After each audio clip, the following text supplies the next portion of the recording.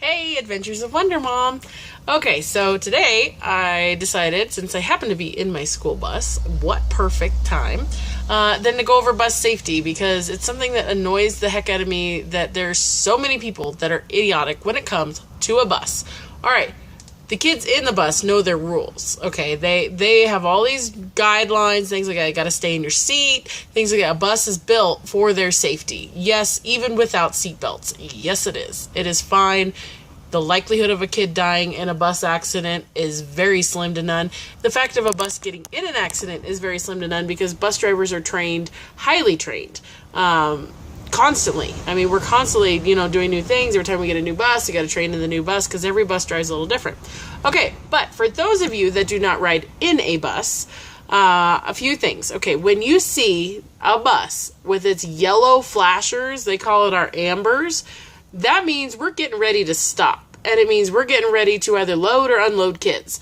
And you better believe that every kid that's in my bus, and I can talk for any driver because we all talk, those are like our own children. And you will get in trouble beyond belief if we can't come after you ourselves.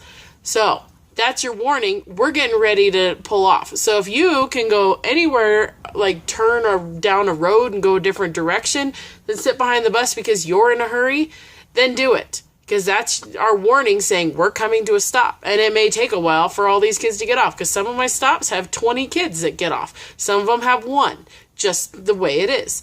So, but the minute those lights on the top turn red and start flashing red, that also means along the side of my bus, you can kind of see the edge of my stop sign there. Look, even better, you can see in my mirror here. Those stop signs come out. If you pass my bus, you will not only get a ticket, in some states you will go to jail. You could lose your license. My kids, when they're crossing in front, they're relying on me to watch my mirrors, to watch for traffic, to make sure there's not idiots passing my bus on either side, because it's been an issue of people actually passing on the sidewalk side. Yeah, believe it or not. You've probably seen videos. It's bad enough you're passing them on the right. You cannot move when you are anywhere near a bus. If you're within like 150 feet or something like that, I think here in Nevada is what it is, of the bus, you stay put. I don't care if you're in a parking spot or what it is. You stay put, because I have kids walking all around my bus, and these stops have like 20 kids. I'm trying to keep track of all 20 kids, and I can't be watching your stupid butt doing something dumb that's going to run over one of those kids, because now I'm not watching the other kids, making sure they're safe too.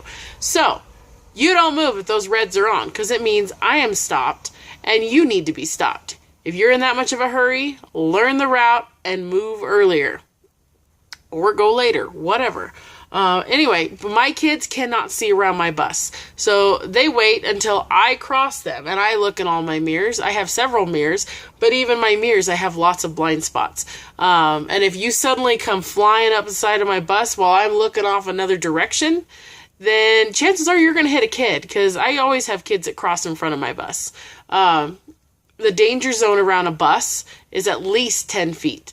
I think it's probably more than that, because, even my tail swing and things like that can, knock somebody over. I have to constantly watch my mirrors.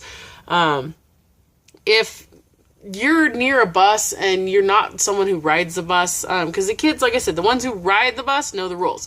But if something, your kid is out playing with their ball and it rolls under the bus, flag down the driver, because chances are we're watching our mirrors and we will see you. Don't let your kid go running after that ball. Don't you go running after that ball, because we can't feel it when we run you over. Yeah, it's that bad. We'll just feel a thump and be like, what the heck? If that. It depends on how loaded the bus is. It depends on, how bad the road is. Where we're at, it's pretty rural. Some of these roads are pretty bad, and we wouldn't notice an odd bump, because the whole road is that way. So stay the hell away from the bus, honestly. It's not that hard, guys. So, because we do total inspections on the bus to make sure that our bus is safe. Like I said, we're highly trained drivers. We're trained to know every piece and part of this bus, to make sure things aren't leaking, things aren't broken, stupid bolts aren't missing, tires are properly inflated, the lug nuts are on tight, gas caps are fine, there's no, gas leaking, that there's no less than half a tank, that all of our gauges work, all of our lights work. Then we go through and check all the seats, make sure they're firmly, attached to the floor. The seat cushions aren't going to slide. We check all the emergency exits every single time we get in the bus. And it takes, some places give you about 15 minutes, some give you up to 45. Some buses, like this one that I'm in, this is a 1990 apparently, it takes me like 10 minutes, but that's, really looking underneath the bus, checking my drive line, my axles, you name it, brakes, everything. We even do a brake test, which is a series of several kinds of tests to make sure that they're inflating, because most buses, probably all buses at this point, are all air brakes. And we have to make sure those air brakes are working. And if they're not working, then we're finding another bus and starting the pre-trip all over. But these buses are built for safety. So keep that in mind when your kids get on the bus, that we're watching out for them.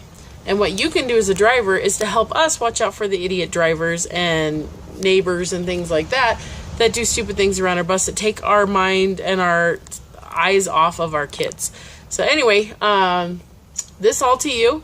Maybe I'll do another one where we can talk about, things on a bus and how they're built, because I know everybody keeps swearing up and down that seatbelts are the way to go.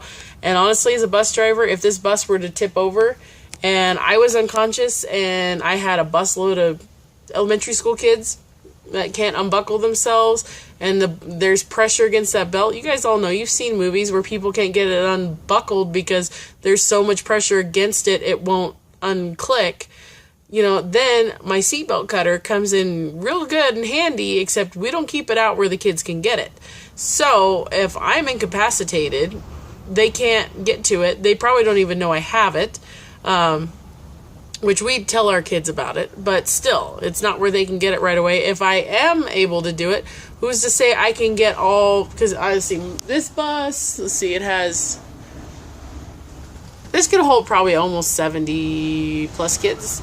Some buses can hold up to 84 kids. That's 3 kids to a seat. If you had all those kids in seatbelts and the bus was on fire, it takes a matter of minutes for that bus to go. And there's not a whole lot of room. I mean, you see my aisle right here? That's not very wide. That's like barely a foot.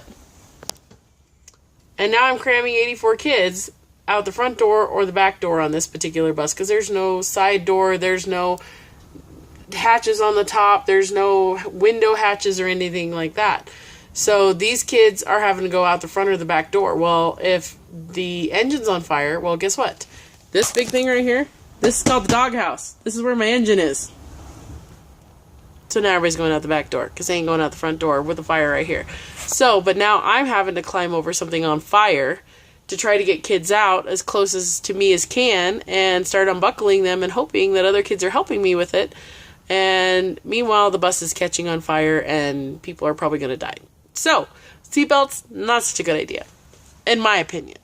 I haven't been driving very long. There's probably other drivers that think better, but where we're at, there's no point. And we don't have full bus loads. I think the most I've driven is like 45 kids, maybe. So anyway, lots of love. Mama knows best.